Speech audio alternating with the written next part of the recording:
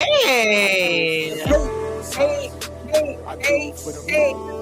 I'm so What's going on, Ahava? excited. We're on episode number 4. What? Yeah. I know. I feel like they're gonna. Welcome, everybody. Get that welcome, welcome, welcome. So, Um, more, y'all. Let's Shout talk out to business. Ravi for the music. Wow. Shout out to Raviel. 13 Love, Messaging. bro. Yeah, 13 Love love. that.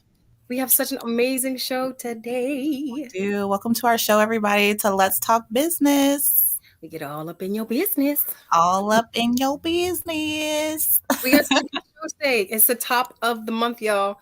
You know what that is. means? It's Mel's Corner. Melly Mel Mel in the in the house. building. Yep. That's right. He's going to be on with us soon. First of all, want to let you guys know how to keep in touch with us. Twitter, you can get us on Twitter at Ahava. You can get us on IG, Instagram, same thing, Ahava. Go to our YouTube. You could watch the replay, youtube.com/the@Ahava. Don't get no simpler than that. There you go. Yeah, shout out. I'm so excited about our show this week, you guys. It's going to be good. Mel's coming in with the great info, with the expertise. You know, it's going to be. That's right. Actually, we're going to be talking about restaurants, which is what I'm most interested in because, I try to have one already. Yeah, a good one. You know, yourfoodsthebomb.com, honey. You do it all. You just do it all. .com. It was amazing. It's still up. We're working on trying to get it back together. But I would love to know from you, the financial expert, before people even start to think about their next steps, right? What can you tell them about their financial supporting system?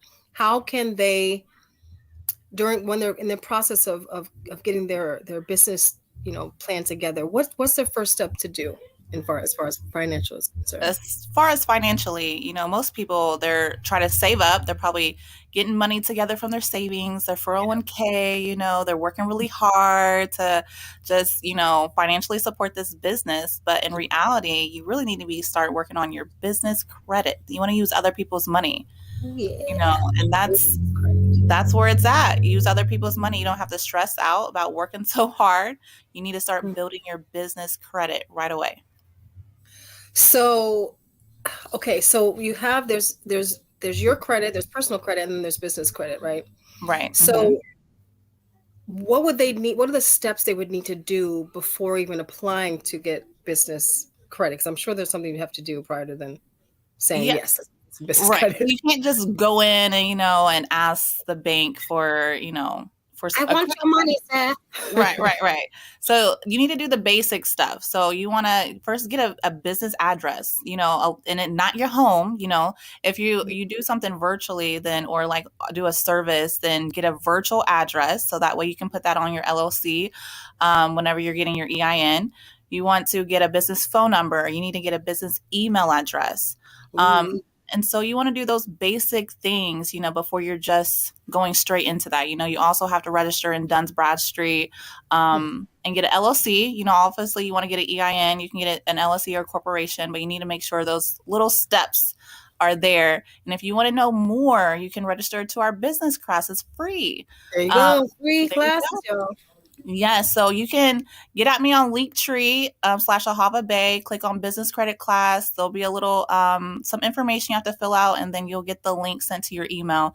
But yes, so actually it says up here, December 30th, but the next one will be coming out in a couple of weeks, and you'll get all that information whenever you register. And so definitely don't mix your personal with your business, you guys. You want to separate that. That is the goal, because I've been there, done that, and it just makes things very sloppy. Yes, it's stressful. It's so stressful. You don't know what you spent, where you're going, who's got what. Did you spend it on yourself or the business? And you want to use your hard working money for something else, not towards your business, not in that way. Yeah. But let's go ahead and get with this show. I'm excited, you guys, about this show. Well, not just that. Before we get in the show, let's talk about our sponsors. Oh, yes. We have great sponsors. As always, we have Higher Financial Education. We have Time Management. We also have Earth Baby. Oh, yes. 13 Crystalline. So talk to the folks about what Earth Baby is. Let me talk to you about Earth Baby, you guys. If you guys need any type of laundry needs, go to earthbaby.com for all your chemical free, non toxic, just natural soap. I just added some laundry soap bombs on there and some dishwashing pads too. Everything smells absolutely amazing. You're not going to find it anywhere else. And that's earthbeye.com, you guys.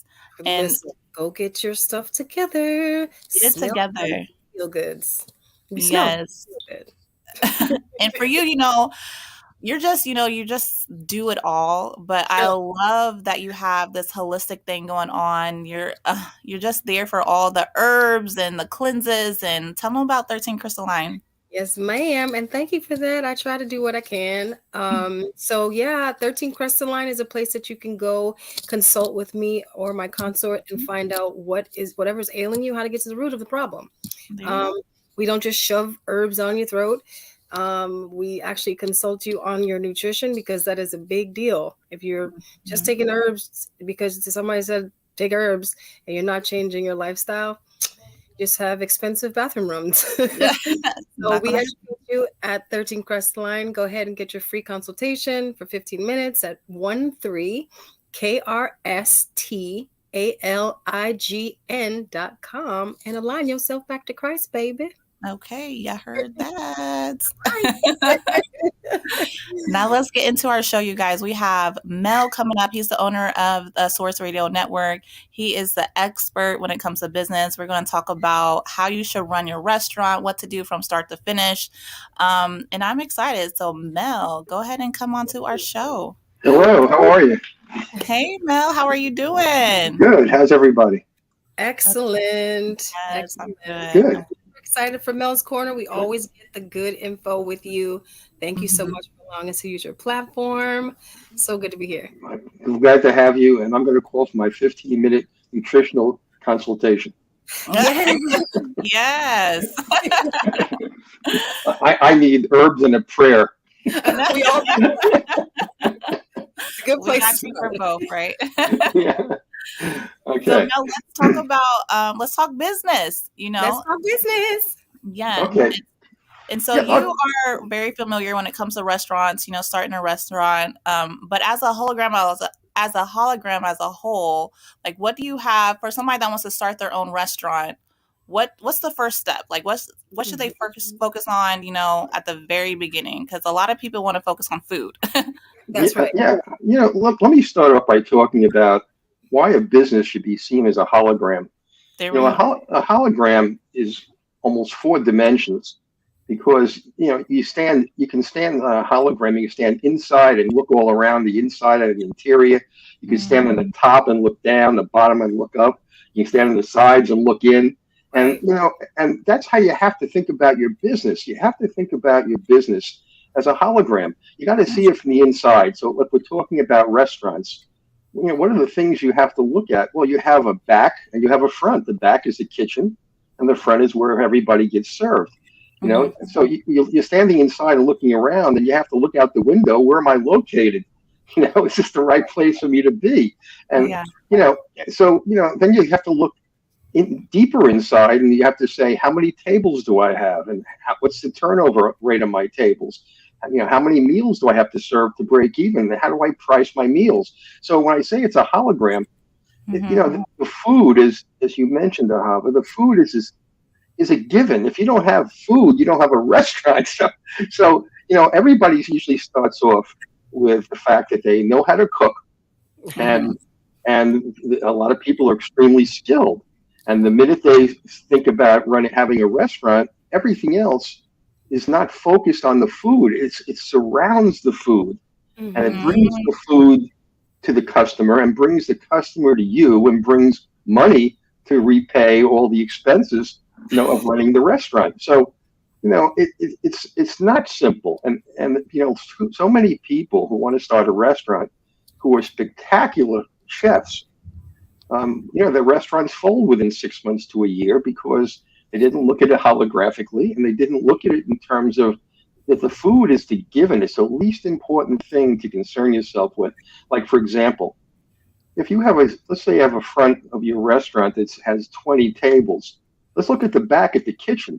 is the kitchen big enough to serve 20 tables plus takeout? Right. So you have to look at this, look at the scale between the front and back, Hmm. and then you have to look at personnel. You have to look at how many people do you need out front to clear tables, to wait on tables, to act as cashier. And then those tables need dishes.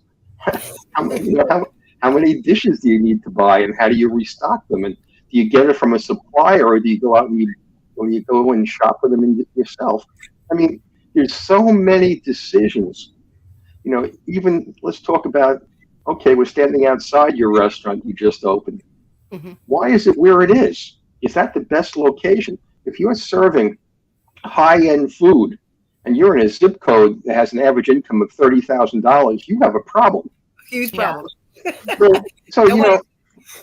yeah, the problem is no customers. And not for those prices.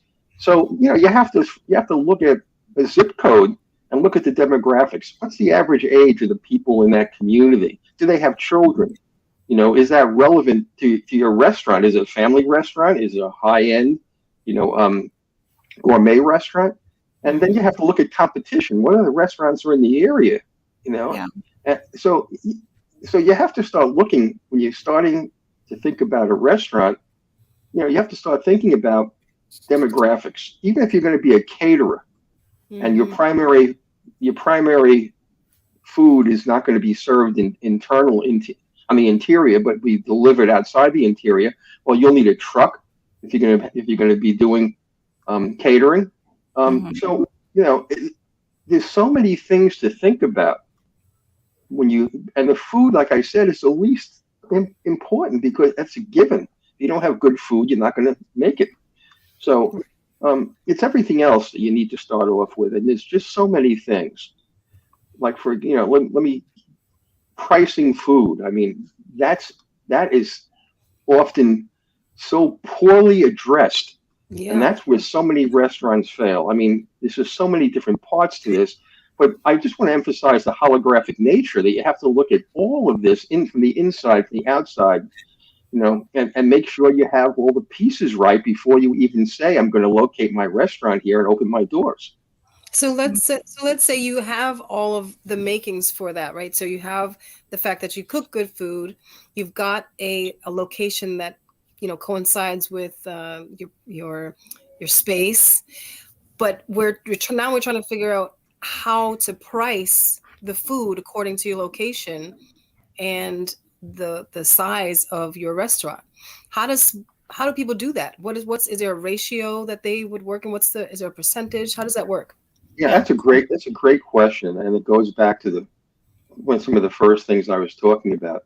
Mhm. Depending on what your restaurant's going to serve, and you have some general idea about what it's going to be priced at, just a general idea.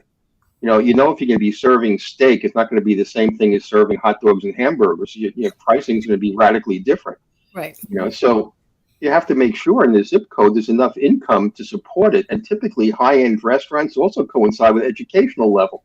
So you have to look at the educational level in the community, the income in the community. Right. You got to be able to read the menu. Yeah, yeah, especially if it's in French. Where It's did a you French go restaurant. to find that information? Which information? I'm sorry. To even look up all these things, You, where did they go to do that? a zip code directory. You can go, like, for example, let's say you're in Prince George's County in Maryland. You can go and look at the zip codes, and they will give you all the demographic information on that particular zip code.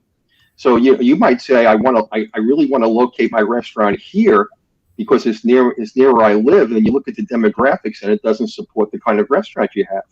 So again, you start with zip codes in terms of locale. Once you have the site selected and you're going to open your doors, let's talk about pricing a little bit because that's the question you asked me. What goes into the price of food? Well, of course, it's the cost of the food.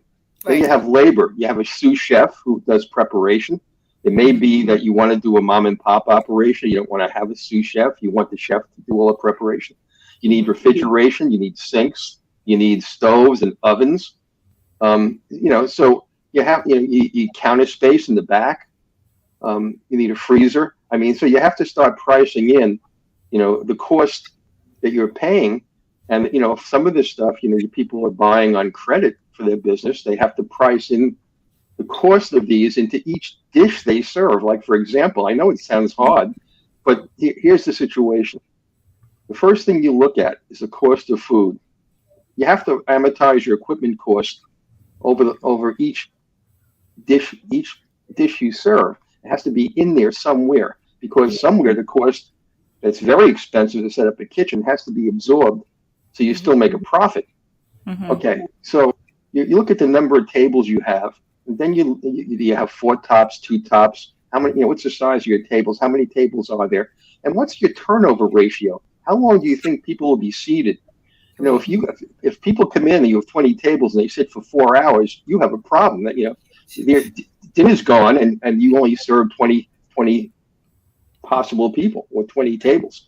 So you have to be able to figure in turnover and what's the total amount of food that you're going to be serving that night, all right, or that day. And then you have to figure out, okay, now I have to take my costs. I have labor, I have food, I have the amortization of the kitchen, I have rent, I have insurance, I have utilities, I have plates, dishes, I have stainless steel, I have, I can go on ad infinitum. Where's the upside here? Like, well, the upside is this.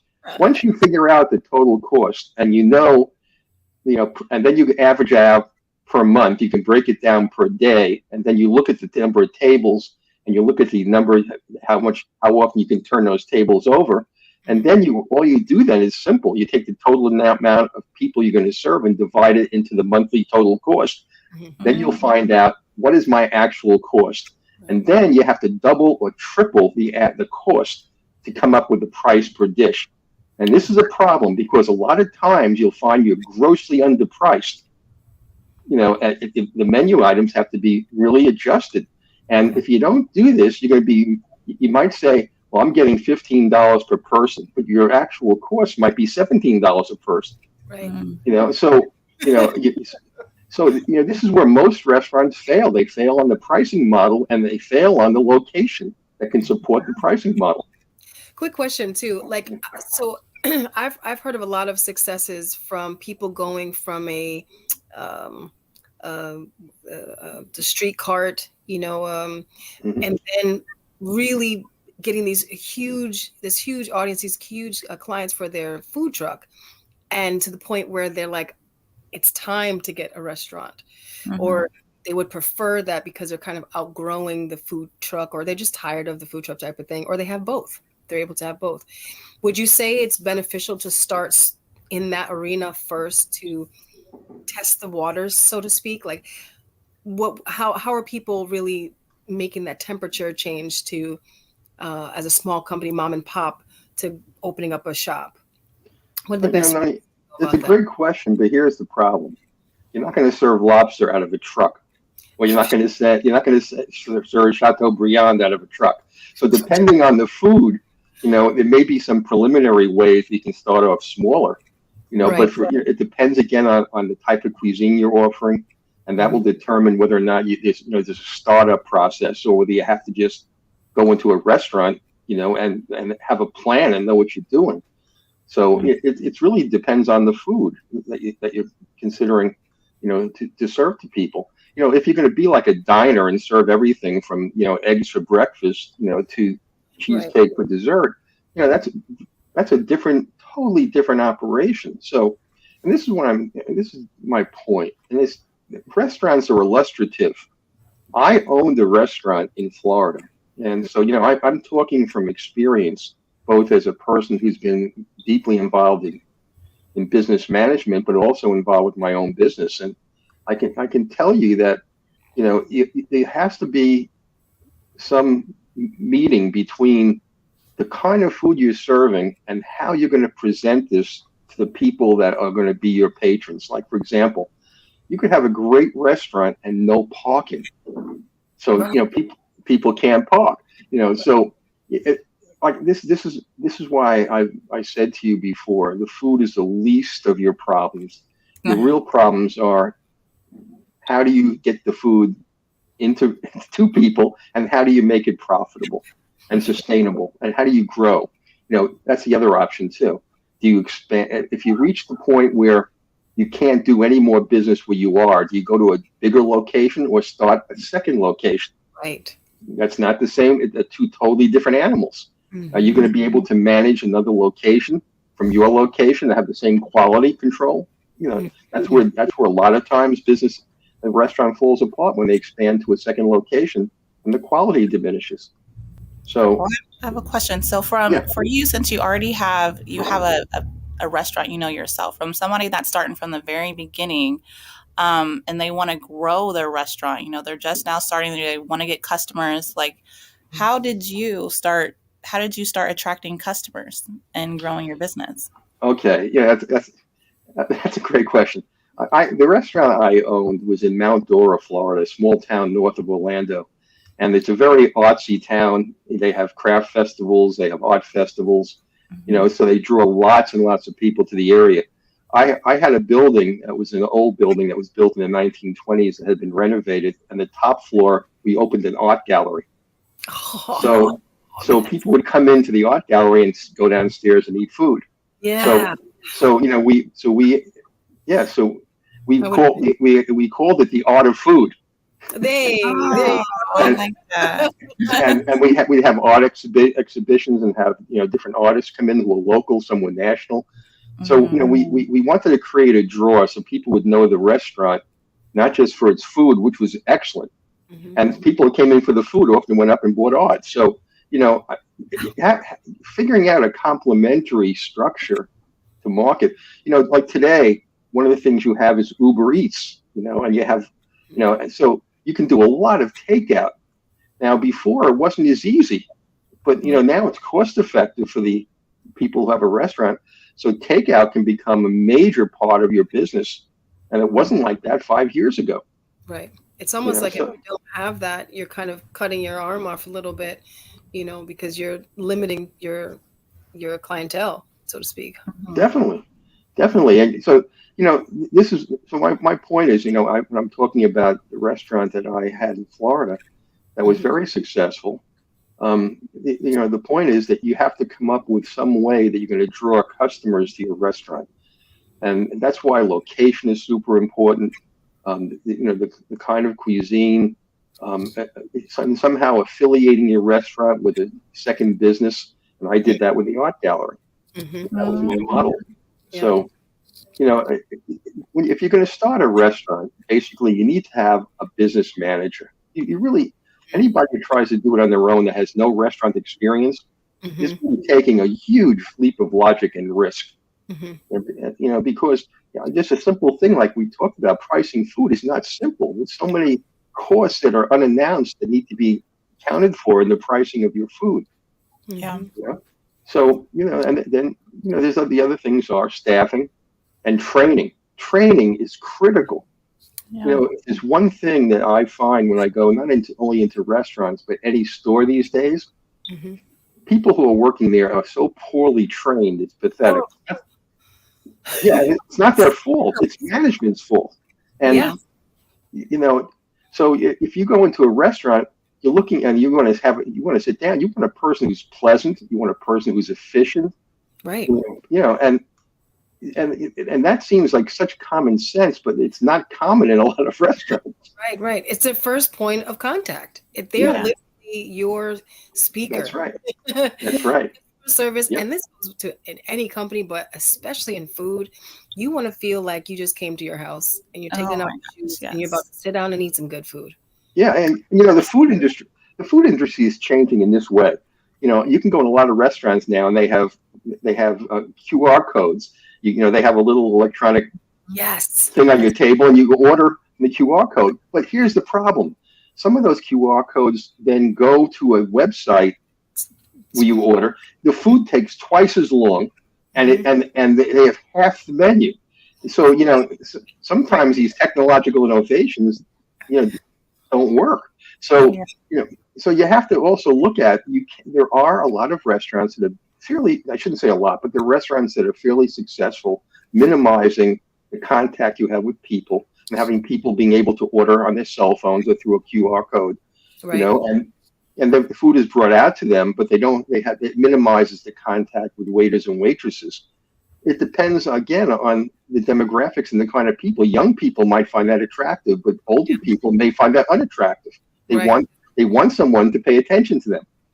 That's why they go out. Right. So, Exactly. Yeah. Real quick before we have to wrap it up, you were speaking about websites. One of the things when it comes to restaurants, before I go, I always try to look it up, see what's on the menu. And there's so many restaurants that don't have a website. So annoying.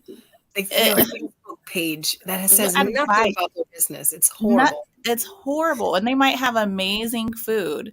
Yeah. But like I wouldn't even go just because of that. I would have to be walking by and just stop to get my attention. But you're making my points. This is part of the holographic view.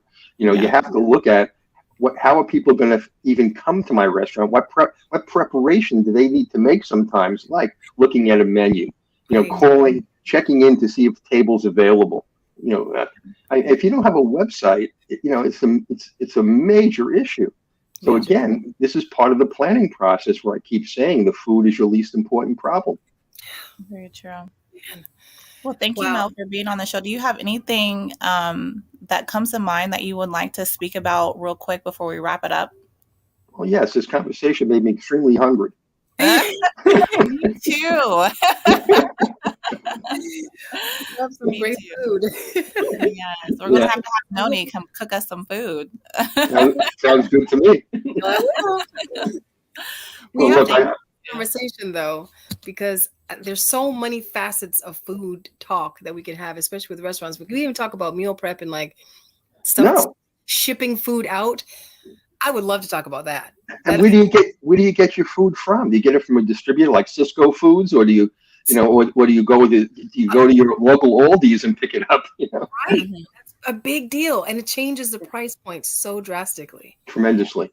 And that's why they need management. That's why what you do, Noni, and what you do, Ahava, is so important, because it gets people to start thinking about what in the world am I doing? Because at the end of the day, you might not even want to do it, or you're going to scale it down to a point where you can manage it, and then start thinking about having a physical, brick and mortar. You might just be like a takeout spot. You might just be a food truck. You might be on the side of the highway. Definitely. Again, the problem for most people starting their own business is not knowing what they don't know. Yeah. That's the biggest problem, not knowing what they don't know. And that's where the problems start. Yeah. So look, I think that again, having people like both of you and having people involved in being able to help people with management direction and business planning is critical to the success of any business. I just use restaurants as an illustration of the kinds of problems that any business confronts. I don't care if it's a gift store or it's, or they're making candles or perfume. It's the same problem. It's just different names for the different things. That's right. Very, very true. Speaking of, we can talk about how to reach us too. Yeah, thank you, Mel, for being on the show. You're welcome. We appreciate you. We'll be back, with Mel's Corner next month, first of the week, and we'll finish the conversation. Yes. My pleasure. Thank you so much for having me. Thank you. Bye-bye. Melly Mel, so much to know about business. It's so much. And listen, if you have questions, guys, come see us. You can go to High Financial Education and get some financial advice by going to shopblackenterprise.com. Just click on business planning. Talk to your homegirl, Ahava. She's going to hook you up with the finances.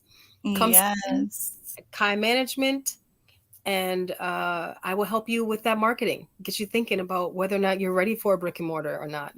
How can we revamp your menu, or what your thoughts are about even starting right now. And you can get us both. Package deal at Ahava Consulting. And for the financing, you guys, is not just business credit. You can also get business loan or a personal loan. We can talk about consumer financing as well. Whatever you need, you can book a consultation for that and be able to get your services, through the website. I'm really excited about next week We are Yeah. going to be I've never actually met somebody that hand makes belts, like leather. Like Right. it's going to be amazing. We're going to learn so much. The closest I've ever done to that was me poking a hole to make another notch, and that's Okay. that's Okay. Me too. yeah. Yeah, I've learned how it's done, but not making it. So come back next week, you guys. Listen, if you haven't catch this show, check the replay on our social media plays, youtube.com/ at Ahayakai. And for all of our listening viewers, it's AHIYAHKAI. Check us out on Instagram, same thing, at Ahayakai. Our Twitter is at AhayaEDU. If you have any questions, also email us at